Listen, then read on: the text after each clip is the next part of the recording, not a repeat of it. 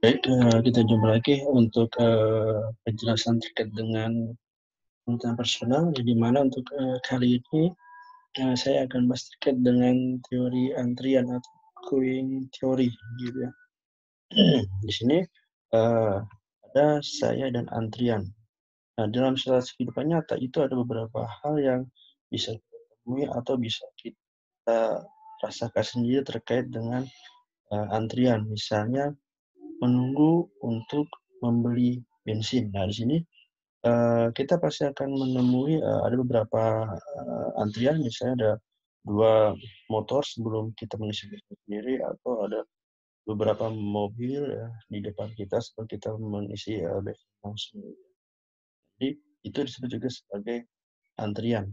Kemudian menunggu untuk naik wahana di Dufan. Nah, ini biasanya kalau di weekend gitu ya, nah itu sangat banyak sekali para pengunjung di wahana di Dufan. Nah, ketika kita ingin menaiki satu wahana di mana wahana tersebut sangat favorit, nah pasti itu akan menjadi antrian, menunggu sampai dengan batas waktu yang tidak bisa kita tentukan, gitu. Apakah kita dalam waktu 1 jam misalnya tersebut, atau bahkan 2 jam, atau bahkan bisa lebih, ya.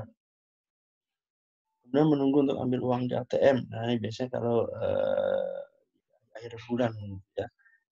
Gajian banyak sekali para pekerja dia mampir ke ATM untuk mengambil uang gajiannya, ya di situ pasti akan sangat antri sekali. Kemudian menunggu lampu hijau.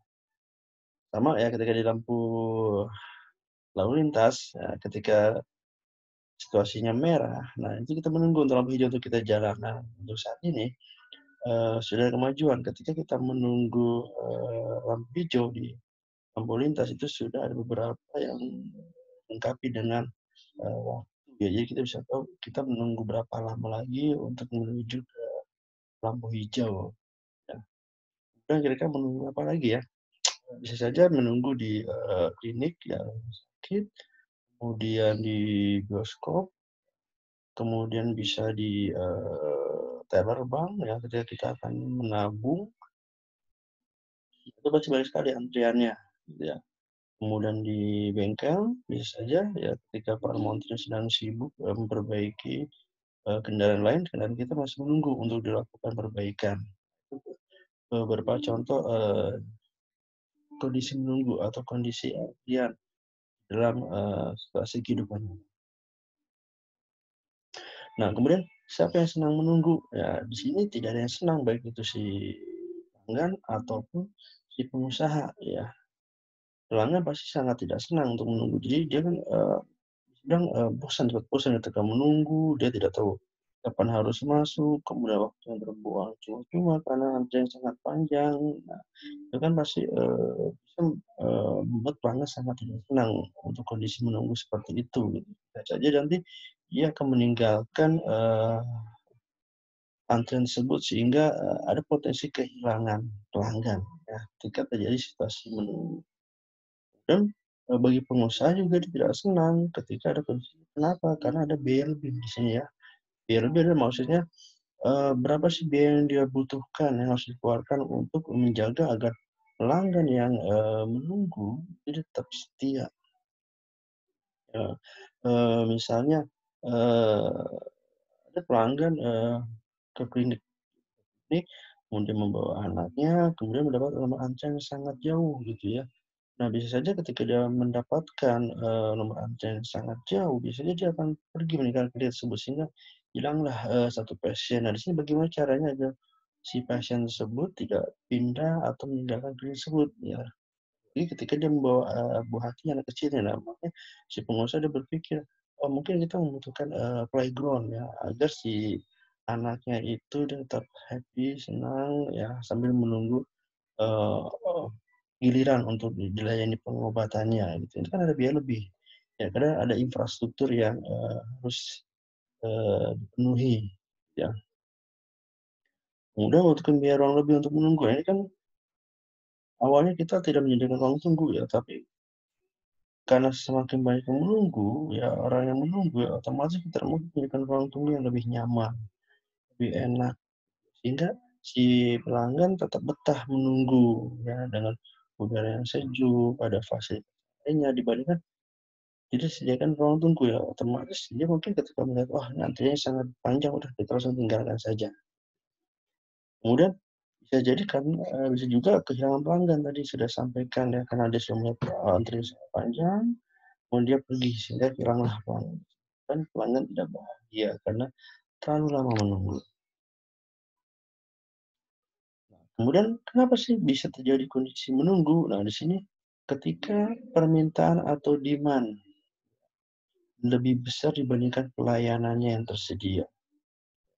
Jadi ketika permintaan atau demand lebih besar dibandingkan pelayanan yang diberikan, nah itu pasti akan jadi situasi menunggu. Ya, misalnya ambil di jalan tol gitu ya.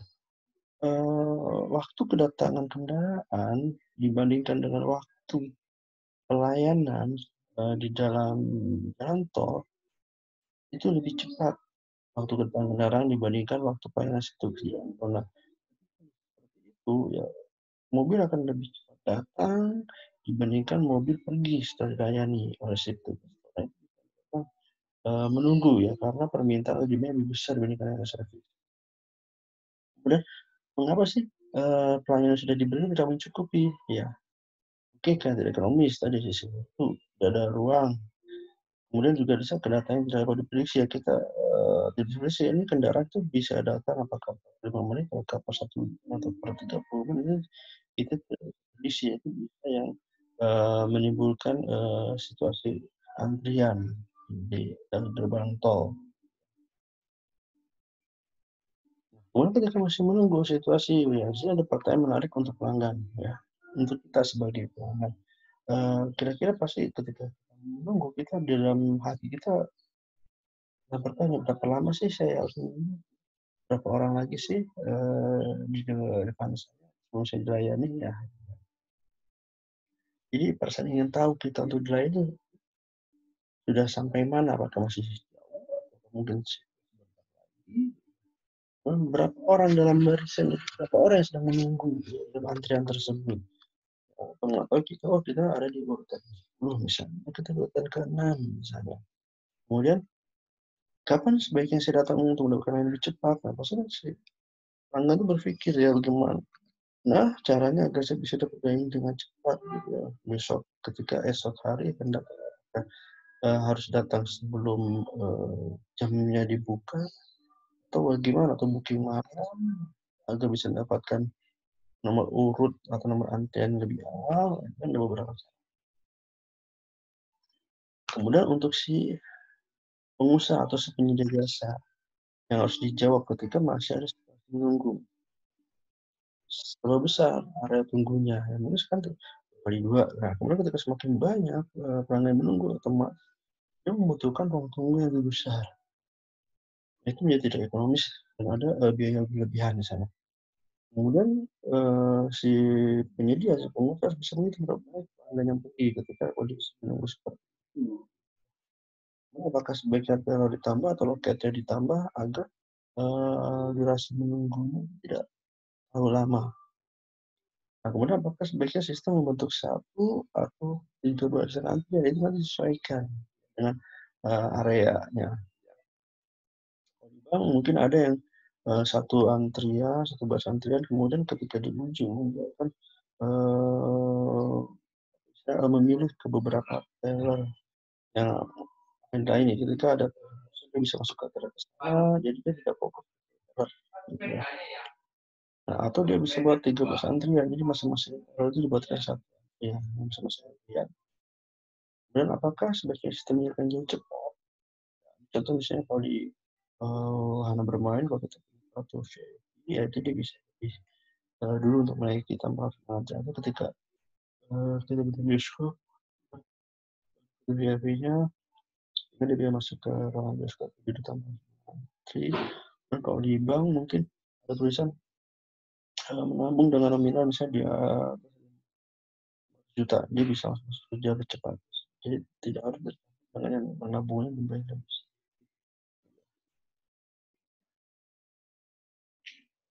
Sistem antrian, maksudnya definisi teori antrian adalah teori menyangkut studi matematik dari antrian atau barisan penungguan itu untuk mempelajari ya kira-kira ada penyebab apa sih kenapa terjadi antrian-antrian atau terjadi barisan-barisan dalam antrian tersebut, sehingga dapat dilakukan dengan baiknya apakah tadi menambah teller atau meningkatkan kompetensi atau versi petugasnya agar lebih cepat untuk melakukan pelayanannya, atau menggunakan teknologi yang terbarukan ya, yang baru sehingga untuk proses di sini antrian itu bisa terjadi atau timbul karena adanya ketidakseimbangan antara nilai dengan pelayanannya. Kan mobil datangnya 5 menit, pelayanannya 6 menit, itu kan lagi 1 menit. Nah itu pasti akan jadi antrian ketika mobil sudah 5 menit sampai di gerbang.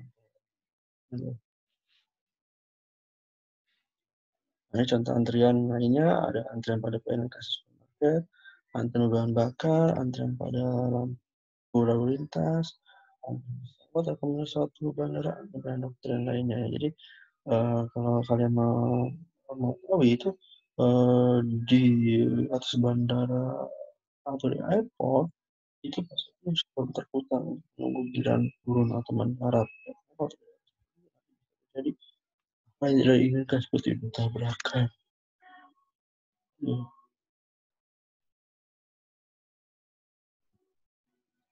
Nah, sistem antrian sih ada kedatangan untuk dilayani, menunggu untuk dilayani, mendapat layanan, dan dapat sistem. Di sini ada gambaran ya. Di sini untuk bentukan layanan. Di sini antrian layanan atau teller atau loket. Ini dalam garis seperti sini disebut namanya sistem antrian. Dan ada pelanggan. Jadi dia masuk ke dalam antrian di sini. Ya. Kemudian setelah dilayani, dia meninggalkan antrian tersebut. Dan ini sama seperti tadi. Kementerian ini roket misalnya ada pelanggan 1 sedang dilayani, dia menunggu untuk mendapatkan gilirannya ya di luar area antrian. Ada istilah lain single channel, single server. Jadi satu antrian untuk dilayani dengan satu layanan ya. Ya, dilayani selesai. Ya, kemudian ada single channel server. Jadi ada satu antrian dia akan dilayani 2 server. Di antrian jenis layanan pertama, kemudian masuk lagi ke layanan kedua. Jadi ada 2 kali layanan single channel multi server. Ada multi channel single server gitu. Jadi dia bisa satu antrian, tapi dia bisa masuk ke 2 server atau loket. Kemudian dia selesai langsung selesai. Jadi proses layanan lagi setelahnya. Multi channel, multi server. Ya.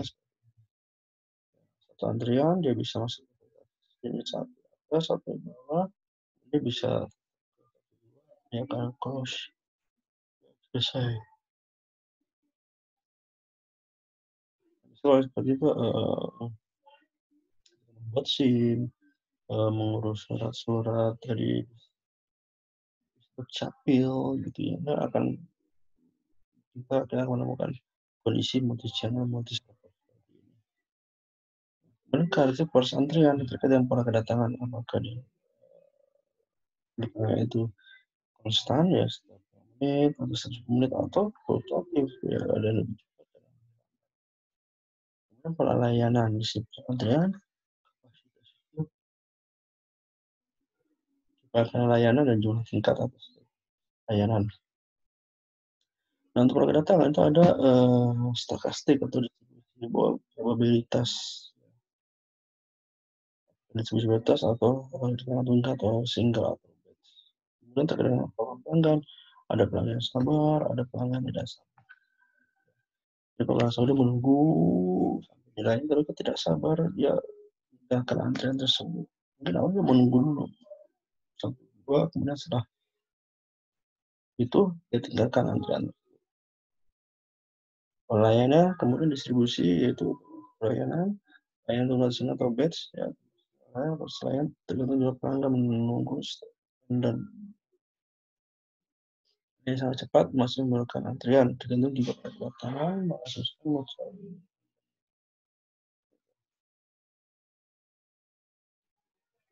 disiplin antrian. Misalnya yang first come first serve, jadi pertama kali datang dia dilayani, first come first serve dia yang lebih lama atau yang terakhir itu dia yang bisa di IGD, dia datangnya kan lebih lama. Ketika kita sedang berobat, ada situasi darurat, parah dan datangnya lebih lambat, tapi pas sudah yang terlebih dahulu. Dan ada serve itu acak untuk dilayani, jadi tidak berubah dari 1, 2 dan seterusnya, tapi bisa di nomor 2, bisa di nomor 10, ya random. Ada priority serve, ada prioritas layanan, ada preemptif dan non preemptif. Preemptif mengabarkan satu di mana pelayan sedang melayani seorang. Jadi si petugas pelayan sudah melayani seorang, kemudian dia beralih melayani orang yang diprioritaskan meskipun yang ini belum selesai. Jadi dia yang ini ditinggalkan untuk pelayan yang ini selesai, dia kembali lagi ke customer yang awalnya. Jadi non preemptif dia melakukan sampai selesai dulu melakukan pelayanan, kemudian baru pindah ke customer berikut. Ya, jadi tidak tinggalkan dulu. Ya, kalau preemptif dia tinggalkan dulu, yang seenggaknya pindah ke yang diprioritaskan, dan non preemptif dia lakukan selesai baru ke customer yang diprioritaskan. Dan kapasitas sistem, kapasitas terbatas, kapasitas maksimum itu kan tentukan berapa sih kapasitas penampungan. Nah, untuk orang yang menunggu kursi yang dibutuhkan dan kapasitas terbatas. Ini ilustrasi sudah sama seperti tadi. Ini ada single service. Akan juga ini kalau juga ini juga seperti tiap teror memiliki satu antri. Ini multi-step mission feedback. Ini ada inputan kedua menjadi satu input. Selesai. Nah, waktu pelayanan ya. Ini waktu pelayanan ada yang konstan dan tidak konstan. Nah, biasanya yang kita inginkan adalah pola kedatangan pelanggan itu dengan jadi konstan, bahkan 1 menit, 2 menit, dan tapi konstan antar perkedatangan. Tapi kalau beda dari 5 menit, 10 menit, 3 menit, 4 menit, itu harus yang memudahkan distribusi. Kedatangannya konstan dengan distribusi. Nah, kemudian berlaku biaya ya, di sana biaya yang timbul itu biaya yang terjadi karena orang antara beberapa waktu yang menunggu dan biaya berapa. Jadi kalau dikonversikan kita menunggu bersama kan harus menambah fasilitas layanan berupa harus gaji yang diberikan layanan. Jadi ada ikatan biaya. Ini kurvanya biaya diberikan dengan tingkat pelayanan. Awalnya misalnya biayanya kecil, nah pelayanannya coba biaya. Kemudian yang ini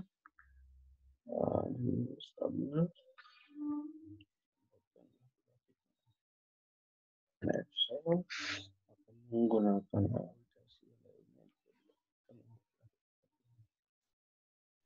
aplikasi jadi intinya antrean itu sering kita temui dalam kehidupan sehari-hari yang dilakukan ketika kita masuk dalam antrean kita sampai daya pindah ke yang lainnya ya. Kemudian terkait dengan distribusi ada dan waktu stabil punya ekspansi yang tidak stabil. Oke, itu penjelasan dengan teori antrian dari sini belum dengan formula bagaimana cara menghitung waktunya dan sebagainya. Tapi terlebih dulu kan saya dengan teori antrian agar para teman-teman bisa memahami apa sih itu. Ya, oke, kita jumpa lagi nanti di sesi untuk masih dengan teori antrian, tapi kita juga coba untuk maksimalkan dengan. Terima kasih. Sampai jumpa lagi, selamat siang.